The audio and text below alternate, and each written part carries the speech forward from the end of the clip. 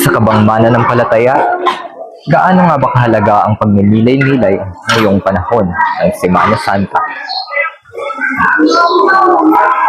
Ang pamamanata ay isang debosyong isinasagawa ng mga mananampalataya at halina't samahan niyo ako sa isang dokumentaryo patungkol sa isang simbahang dinarayo dito sa bayan ng Nagcarlan.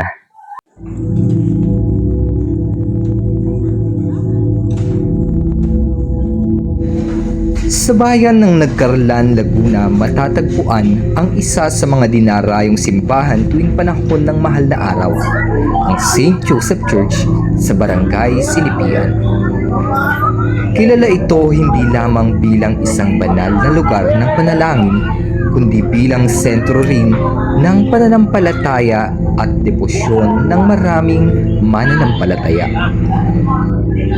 Ang patron ng simbahan na ito ay si San Jose, na kilala bilang mapagkalingang ama at huwaran ng kabutihan, katapatan at pagtitiwala sa Diyos. Dahil dito, maraming deboto ang nagpupunta rito upang manalangin, humingi ng biyaya at magpasalamat sa mga natatanggap nilang grasya. Tuwing mahal na araw, lalo na pagsapit ng Huwebes Santo at Biyernes Santo, dumaragsa ang napakaraming tao sa St. Joseph Church. Mula pa lamang sa Huwebes Santo ay makikita na ang dagsa ng mga deboto mula sa iba't ibang lugar.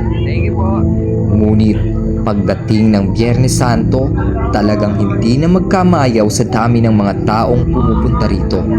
Ito ay sinasagawa nila upang tuparin ang kanilang panata at debosyon. Isa sa mga pinakakilalang ginagawa ng mga deboto ay ang pag-aalay lakad patungo sa simbahan.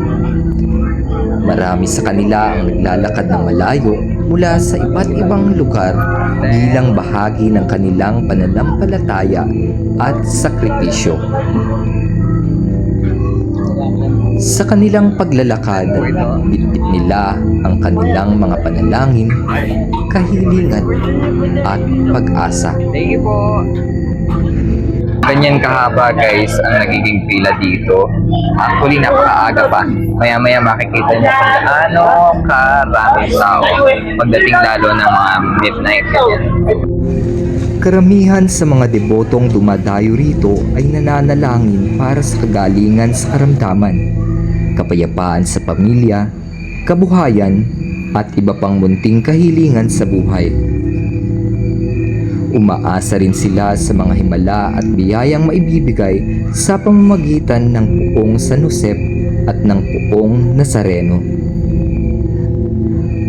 Sa kabila ng init, pagod at haba ng paglalakad, hindi natitinag ang pananampalataya ng mga deboto.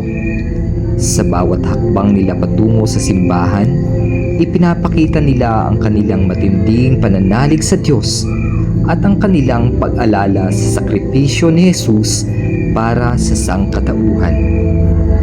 Sa huli, ang St. Joseph Church sa Barangay Sinipian, Nagcarlan, Laguna ay hindi lamang isang simbahan. Isa itong lugar kung saan buhay na buhay ang pananampalataya, pag-asa at debosyon ng bawat mananampalataya.